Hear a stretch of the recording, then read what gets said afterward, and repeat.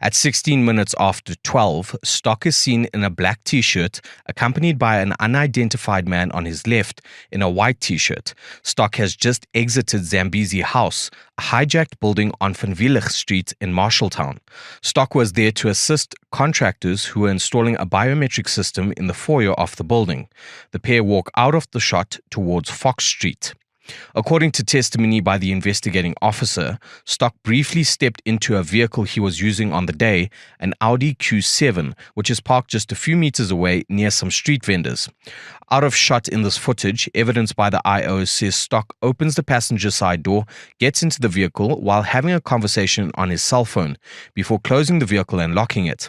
He then starts making his way back to Zambezi House.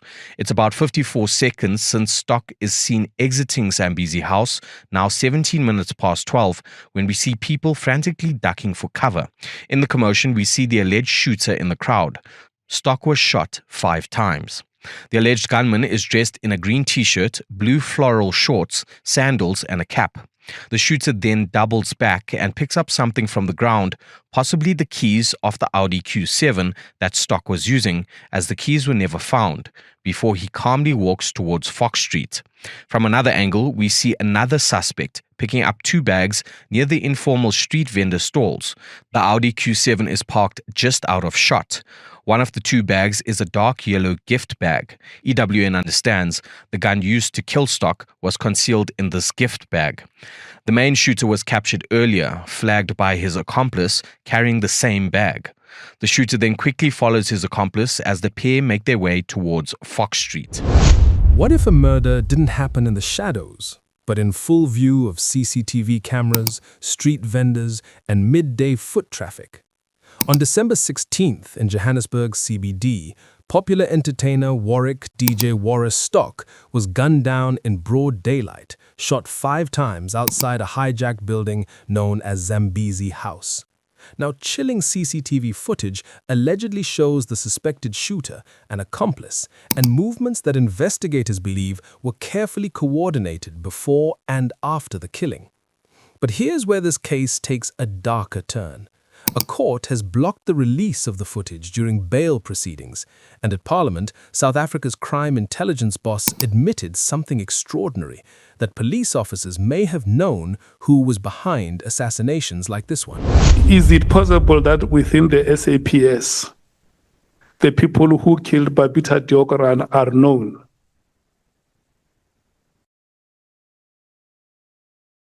Within the SAPS, it's possible. Is it possible that the people who killed within the SAPS? Yes, it's possible. Or officials of the SAP, it is possible that one of the officials of the SAPS knows who killed Babita Deokaran?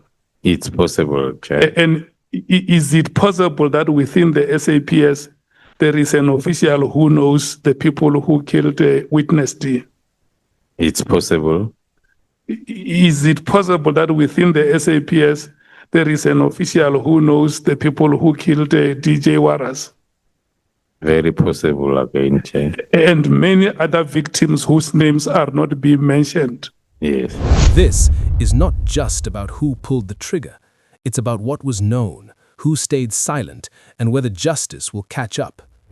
Welcome to Mzansi PoliScope, a channel dedicated to in-depth analysis, verified reporting, and clear context around South Africa's most important political and criminal cases. Here, we don't chase rumors.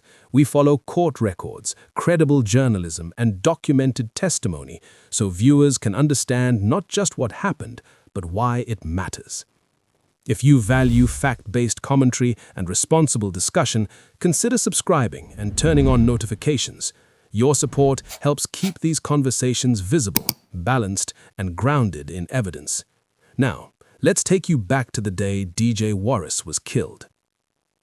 On December 16th, just after midday, Warrick DJ Warras Stock was seen on CCTV exiting Zambezi House on Van Wielich Street in Marshalltown, Johannesburg CBD. He was dressed in a black t-shirt, walking alongside an unidentified man wearing a white t-shirt. At the time, nothing about the scene appeared unusual. DJ Warras had been inside the building for a specific reason.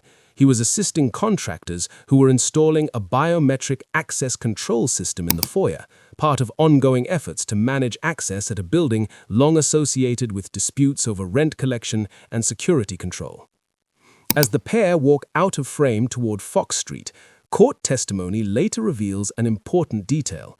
According to the investigating officer, DJ Warras briefly stepped into the vehicle he was using that day, an Audi Q7 parked just a few meters away near informal street vendors. CCTV does not capture this moment directly, but the sequence is critical. The officer testified that DJ Warras opened the passenger side door, got inside while speaking on his cell phone, then closed and locked the vehicle. He then turned back, making his way back towards Zambezi House. Less than a minute had passed.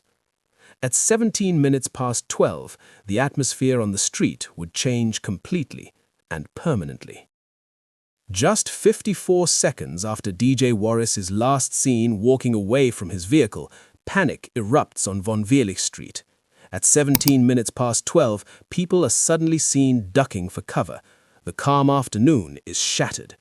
In the middle of the chaos, CCTV captures a man investigators believe to be the shooter. He is dressed in a green t-shirt, blue floral shorts, sandals, and a cap, an appearance that blends easily into the busy CBD environment. DJ Warras had been shot 5 times. What happens next is what has unsettled many observers.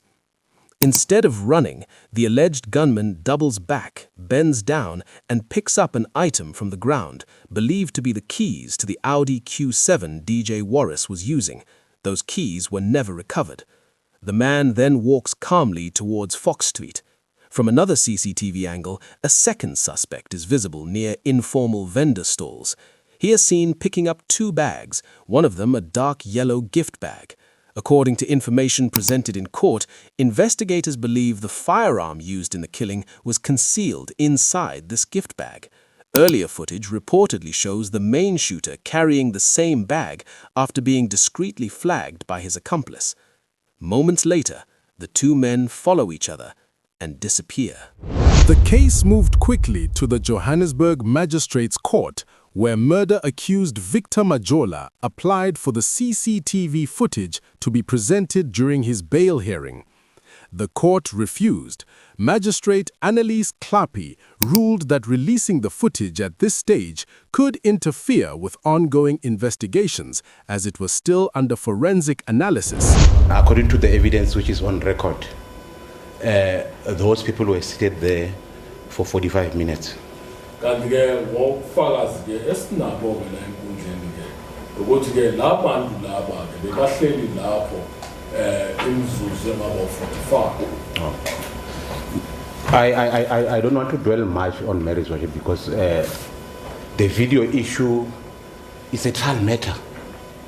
Angifuni ukukhuluma kakhulu mayelana netofo ngoba le ndaba yesitofo-ke iyoxoxwa ngayo kanti kuyokhulunywa ngayo ngamanzi. At this moment, we are busy with the bail application. The footage, recorded by a security camera at a nearby butchery, is believed to show 45 minutes of movement involving Majola and the alleged gunman before and after DJ Warras was shot. Testimony from the investigating officer indicated that Majola was seen seated with the shooter shortly before the attack. Even though this is technically hearsay, the magistrate explained it is admissible for bail proceedings and sufficient for the court to make a decision at this stage. Majola faces Schedule 6 charges of premeditated murder and conspiracy to commit murder. The court stressed that bail hearings are not trials. The accused must demonstrate exceptional circumstances to justify release. Once forensic analysis is complete, a formal Section 212 report will be available to the defense during the trial. The bail application also highlighted context leading up to the murder. DJ Warras had obtained a protection order over 6 individuals over disputes at Zambezi Flats, suggesting escalating tensions in the days before his death. the court's decision to block CCTV footage only deepens the mystery, leaving the public to question what exactly does the video show and why is it not yet available. So those particular pictures zoomed and looking into them, as I've highlighted already, there's no one with dreadlocks, and looking into them, there is no one who looks like this accused in any way whatsoever. I'm not an expert, but by naked human eye, there's no one that looks like this accused. Remember, these are the pictures that were shown to him. All these things are going to vindicate him. In actual fact, he's happy. Never mind what this court decides, he's happy for trial purposes. He's going to present sufficient evidence in relation to this to vindicate him on this matter. Victor Majola's defense has consistently denied any involvement in the murder of DJ Warras. During the bail proceedings, his lawyer, Dumisani Mabunda, presented a detailed alibi suggesting Majola could not have been present at the scene. According to a statement from a mechanic, Majola spent the morning of December 16th at a workshop in Soweto repairing a vehicle alongside several other individuals. He reportedly arrived at the workshop around 11 a.m. driving a black Volkswagen Golf. The statement adds that Majola left briefly at 2 p.m. to withdraw cash from a nearby ATM and returned after about 15 minutes. Mabunda argued that this timeline makes it impossible for Majola to have been in two places at the same time, directly challenging the state's claims linking him to the shooting. The defense requested permission to submit a supplementary affidavit, formally placing this alibi evidence before the court, a request that was granted. The bail hearing was subsequently postponed to allow the state to present its final arguments, after which the court is expected to decide whether Majola will be released. At this stage, the case hinges not only on forensic evidence and CCTV, but also on whether Majola's alibi can withstand scrutiny, a factor that could determine the course of the trial. An important context leading up to DJ Warras's murder is the protection order he had obtained against 6 individuals linked to disputes at Zambezi Flats. This order, issued days before his death, suggests that tensions in the building had escalated dangerously. Court records show that threats were made against DJ Warras and his business partner on 2 separate occasions in November 2025. The protection order was filed to address these threats, with his first court appearance related to the matter taking place on December 12th, just 4 days before the fatal shooting. The state argued during bail proceedings that this protection order was part of a broader pattern, a climate of intimidation and conflict surrounding the control of rental collections and building security at Zambezi Flats. These disputes weren't abstract disagreements.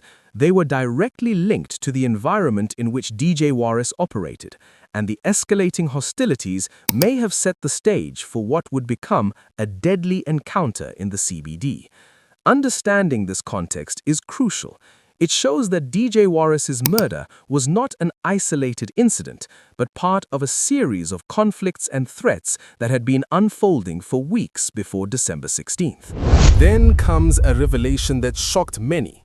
At a parliamentary ad hoc committee, Crime Intelligence boss Lieutenant General Dumisani Khumalo confirmed that police officers may have known who was behind assassinations like those of DJ Warras, Babita Diokaran, and Marius van der Merwe, also known as Witness D. When asked directly by committee chair Soviet Leganyani whether officers had prior intelligence on these killings, Khumalo replied, yes. He cited past operational experiences, particularly in KwaZulu-Natal, where on-duty police officers were allegedly hired to carry out politically linked assassinations. Khumalo referenced 3 or 4 cases in which members of a police shift were reportedly involved in executing these hits. This admission raises serious questions about the integrity of police operations and the level of knowledge within crime intelligence regarding high-profile killings.